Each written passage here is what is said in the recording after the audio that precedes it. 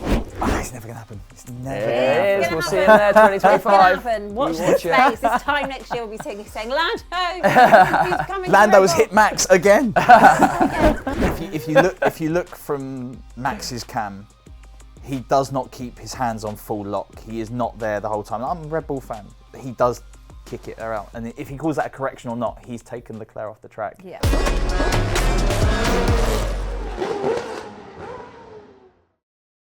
Hello and welcome to On Track GP. It's the last preview of the season. We made it. We made it, last one. It's absolutely mad, isn't it? Can't believe it.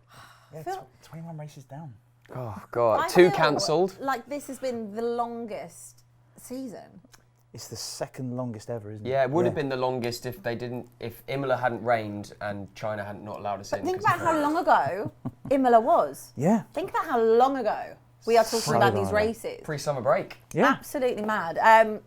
Of course, we end the campaign in Abu Dhabi at the Yas Marina circuit. Anyone been before? Last year. Oh, Yeah. God. Oh, God. I love it's it. So cool. Yeah. Give us some stories then. Go on, you two. For me, well, last year there wasn't really anything to play for apart from Sergio and Leclerc fighting for second, and Leclerc got it.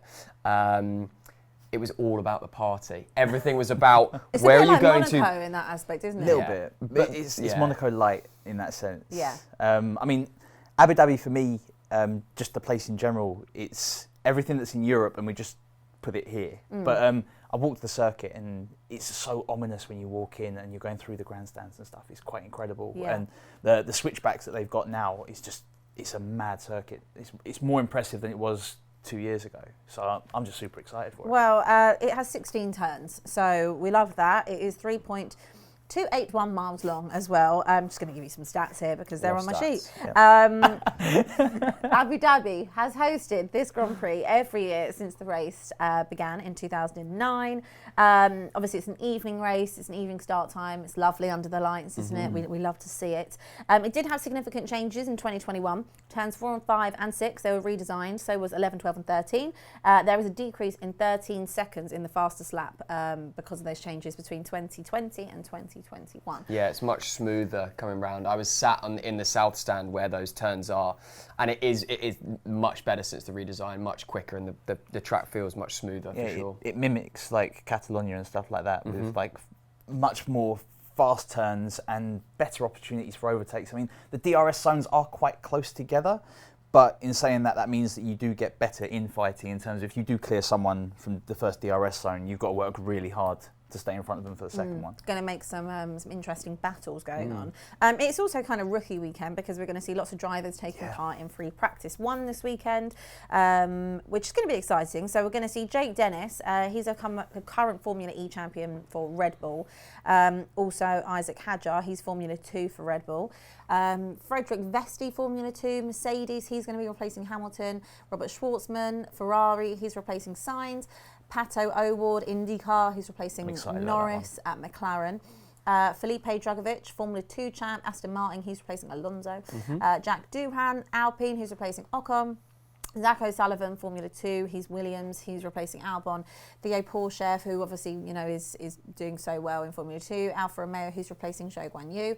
And Oliver Berman as well, another one, Formula 2. Haas, he's replacing Hulkenberg. I met his family actually when we were at Silverstone. Ollie Berman, Lovely family. that's cool. there. Yeah, Richard has a really good connection to him and tips him to be quite a hot prospect in Formula 1. So yeah, there's a regulation basically that the teams have to give rookie drivers an opportunity, and So they leave it to the end of the season. Sort of forget about it and go, oh God, it's the last race. So Everyone. they will throw them out It feels in like FP1. we're like sports day. It does a little bit. I mean, there's a lot of names in there, certainly from Indy 500, F2 and Formula E that are exciting. Pato O'Ward is a huge one for me because he's putting the pressure on Piastri and Norris for a McLaren seat.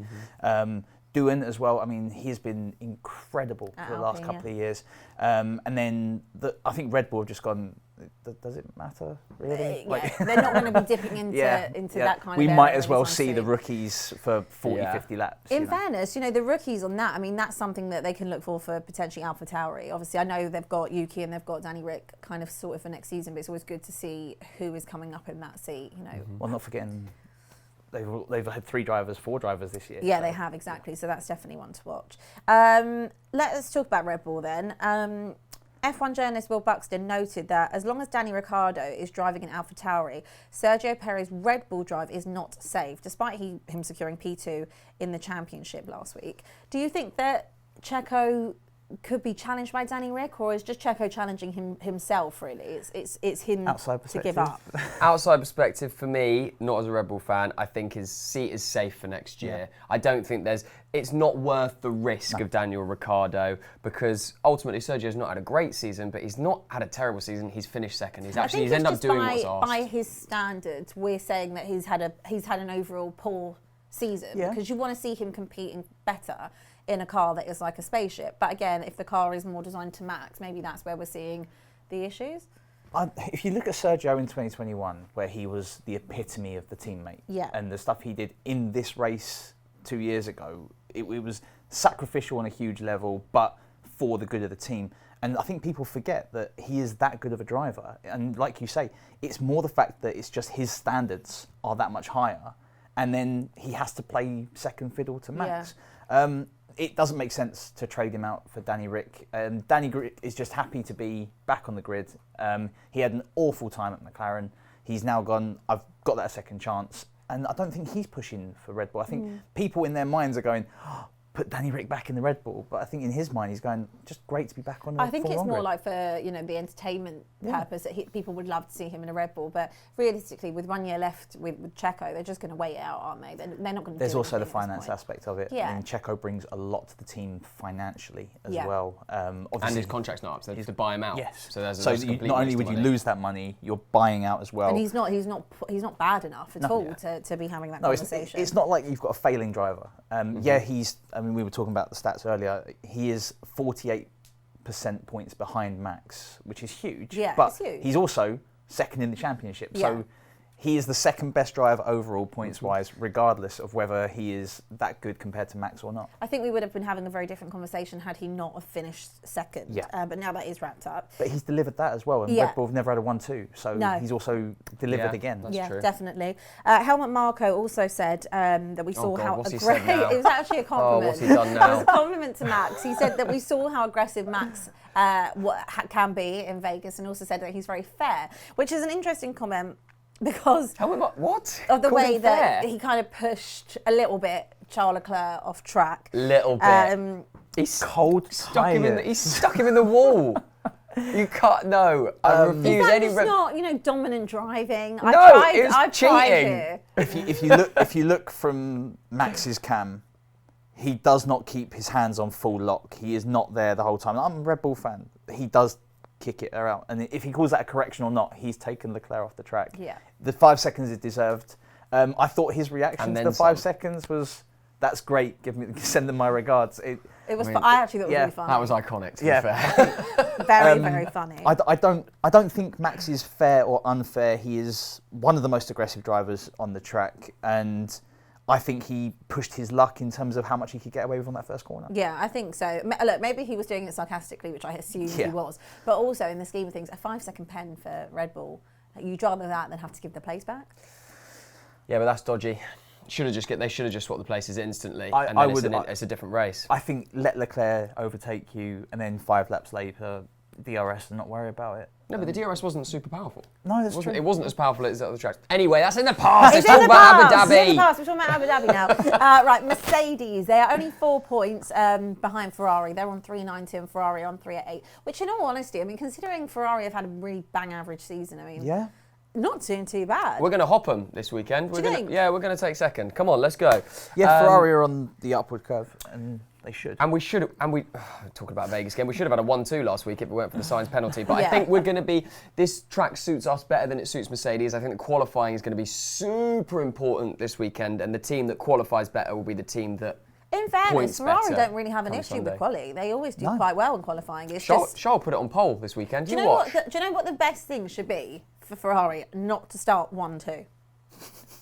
Genuinely, I don't think it's good for you, because when they start P1 and P2 on the grid, and you've got Max, overtaken, and you've got Max P3, You know what's going to happen. They try and do these weird little things where it's like, no, you go that side, and then Max just goes straight through the middle. I think honestly, Ferrari are incredibly polite. In a way, I think it's better to have maybe have a Red Bull front row, or have Max P1, and then you two can defend from behind. You two, I say you two. So if you're racing, but Sainz and Leclerc to be kind of P2, P3, and be kind of trying to work in tandem to get in front of him. I think they're going to push for a 1-2 and then actually be teammates final race rather than try and drive each other off the track. And actually, if it's on the line, I mean, we're talking between each constructors upwards of 7 million per team the higher you go for the split. So this is huge for Ferrari. So they're going to have to play the team game. I reckon go all out for a 1-2 and fight it all the way and keep Red Bull as much behind as they can. Just want to ask you guys, because lots of people would say that Charles Leclerc is the better driver out of him and Sainz. I think Sainz has actually had a very good season. Do you think that Sainz is better than Leclerc? No, I think Charles' ceiling is higher, but he's just had a worse season. I think long term Charles will provide more for Ferrari. But you're right, Sainz has had a great season. He's on level on points with Fernando Alonso. We've been talking about Fernando Alonso having this unbelievable, crazy big season. They're going in level points, I don't 200. think Carlos Sainz gets enough credit. He's also the only one that's actually won a podium this year. I disagree. I think Carlos Sainz is stronger and more consistent. Leclerc is liable, and even though he's been very good against Checo last race and held his own very well, there was a lot to be said for Sergio taking his sort of eye off the prize there. Yeah. I think Carlos has proved with the points he's put in this season that he is as good, if not better. I think he's really, really good. I don't think people should sleep on him. Lewis Hamilton called it amazing that Mercedes aren't in that battle for second, given the issues they have suffered throughout this season with the W14. The Frankenstein car. We're finally going to see the end of the W14, aren't we? Yeah. It's got to go, surely. I mean, it'd be great to see a race where Lewis Hamilton isn't doing that the whole way through. It's an awful car, and to be that high up, I mean, that's the thing. It is for Mercedes, and for the Silver Arrows to have a car that is that bad. And I've been up close to like Nico's car from years ago, and you sort of look at this car and go, how has that morphed into that? What did they do? Yeah, what went so badly wrong? And I think Mercedes haven't got to crumble on this whole do it the Red Bull way. They can stick with their own path and keep doing the development they're doing, but just don't think about this car ever again. Yeah, I'm very excited to see what they come out with for next season, to be honest. I hope it challenges the RB20, genuinely. Look, I hope that we have some interesting racing, and we both say that as a Red Bull fan. It'll be great just to see some battles going on, because that's what we want. Your boys Ferrari will be up with you. That's what good F1 is. Ferrari, baby. George Russell. What a rubbish season. His season went off a cliff, didn't it? Yeah, it had a lot of promise in it, but a lot of frustration as well. I mean, why do we think that is? Trying to compete and trying to be, I am the new guy on the block, and trying very hard, both in team fighting and also just trying to. Why 3 turns away from the finish line would you put it in the wall? Yeah. You know, there are so many things you can say about George this season where it's been, you are trying too hard. And if he'd actually just worried about doing his own race and getting points on the board, he'd have a much better season. Yeah. So him, Lando and Albon sort of have got a really close relationship and kind of grew up through together. I think he's the weakest out of those 3. Do you? I think Albon and Norris would score more points in the Mercedes this year than George has. That's a really interesting That's a good shout, actually. Albon in that Mercedes. I think he does better. Yeah. Yeah, I can't disagree with that, because he's done a great job with the Williams. Yeah, he's done a brilliant job with the Williams. And essentially the Williams is borderline a tractor, so... Except in a straight line. Except in a straight line. Rocket. And then you get to the corner and it's just like... God. If they can work on that for next season, they might be able to be a bit more competitive.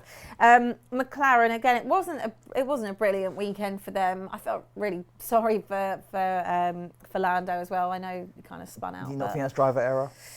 I think that there is a big aspect of it being driver error, but I mean, I find it hard to criticise him. It has been said that there's a bump on that part of the track, but in all honesty, I think he's putting way too much into that corner. 100% driver error. You're on the wrong line to start with, and you know there's a bump on that part of the track. So I 100% driver error. But the car was no good. No, anyway. the It was upgrades No, that Oscar they- didn't do much else with it. donkey car. The anyway. upgrades that they brought in Vegas, they didn't work. So they need to go back to what the car has been good at this entire season, and it's been absolutely brilliant since they made those upgrades back after I think the third or fourth race. I mean, it's been brilliant. They've been absolutely flying. I think they could be quick here. I think Would love to they'll see have them the eye get on a in. podium, but they want both cars finishing in the Lando top to 6 or 7. leapfrog Alonso and Sainz would be big. Yeah, how many points? 195, 5 so points. it's 5 behind. I think we thought that if they would have had a good weekend in Vegas, and that was definitely doable, wasn't it? Well, it's very close, as we said. You've just said you've got Sainz on 200, Alonso on 200, Lando on 195 for It's a three-way swing, yeah. It's Yeah. really tight, really tight. Absolutely crazy. We're going to see what happens. But we've got another livery because we love liveries. Love them. This one is a colourful orange, yellow and green on its side pods for the final weekend alongside its usual papaya and black scheme. Who doesn't love another livery? Also, McLaren the doing Red so Bull- well. The Red Bull livery. I last think week was- Red Bull. I think McLaren have just gone. How many different designs can we get in one I season? swear it's every Like- single every race. New side pod, new design on the side pod. And I would just be happy if they kept the Golf colours and just had the blue with the papaya and just left it alone. Like, Yeah, that was That so was- fit, wasn't it? that was That's God. fit. that was Oh, like like on proper point. fit. That was like mega, yeah. I mean, I didn't like many of the Vegas ones, to be honest. I thought they all looked a bit Red Bull garish. was great. Yeah. With the purple in there. I mean, Loved that. it was Yeah, just like, Red oh, we're Bull's just going to stunning. stick the strip across the side of our car, like. And then you look at the Alpha Tauris and the Williams, and you go, oh wow, okay, Oh, cool. wow. Yeah, they could use a little bit of freshen up. Sorry, should I say Alpha Tauri anymore? It is still just It for is one still more race. Alpha Tauri. For one more race. Still Alpha Tauri. Aston Martin, I mean, not much is actually going on in Aston. I mean, other than the fact that, Lance Stroll got P5 and we couldn't quite believe it ourselves. Yeah. So credit to him because we are very critical of him sometimes on this show. But Lawrence Stroll has come under fire.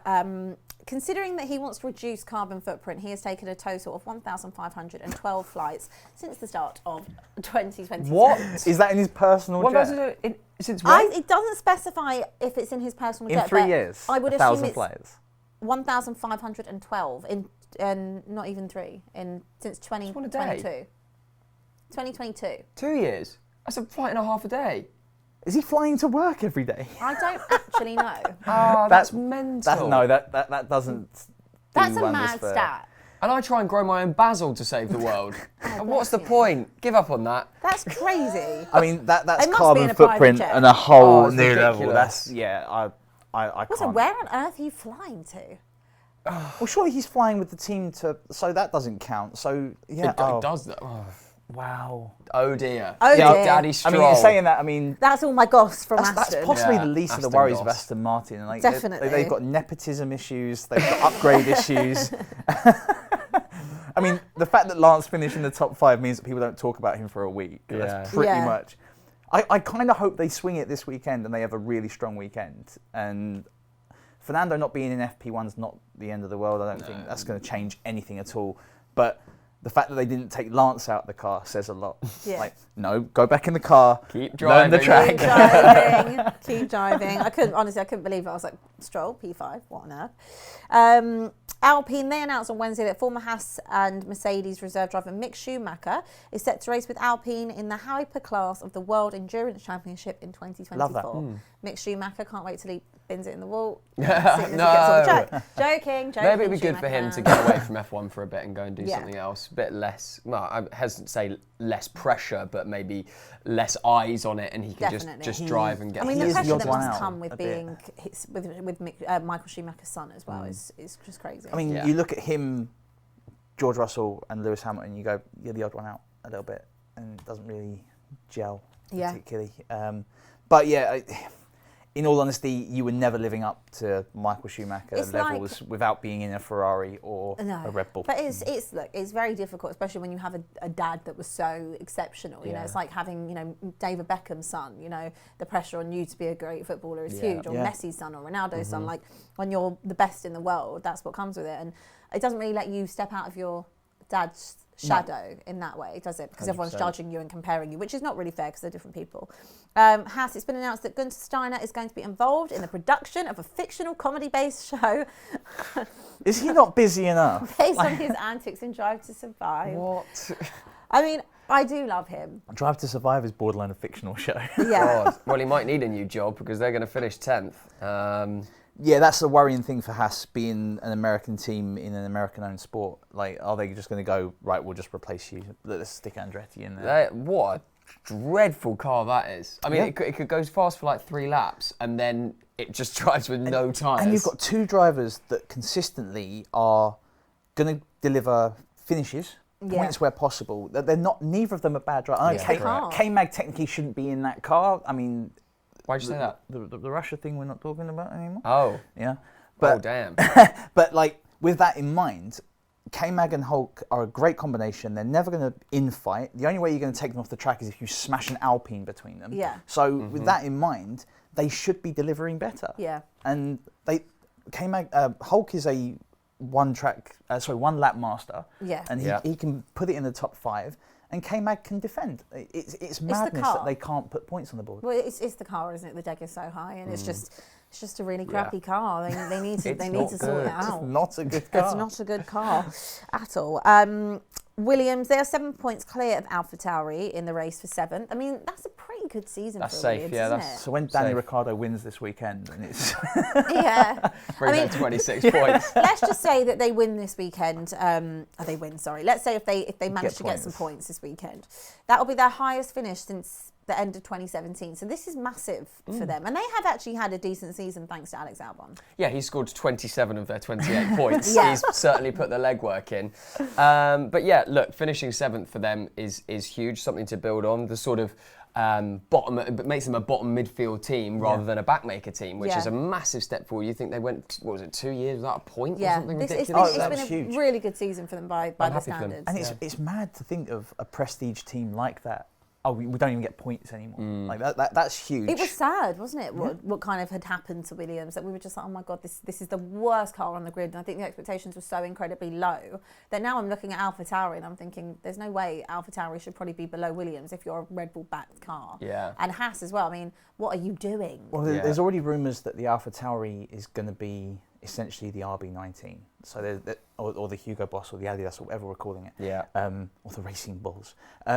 But with that in mind, Williams then have to ramp up again because it is a case of 7th, 8th, 9th, 10th. That is a battle. Yeah. And it's a consistent battle, even if Haas are sort of going to be the back marker. Yeah. The other 3 are interchangeable.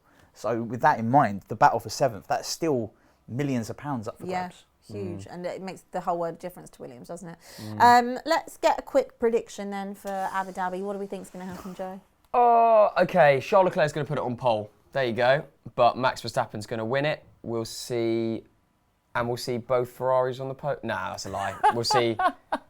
Okay, Charles Leclerc pole. Say it. I'm sticking to it. Charles Leclerc pole. Max Verstappen wins. Charles Leclerc 2nd. Sergio Perez 3rd. There you go. Oh, okay, nice. What do you reckon? Science pole.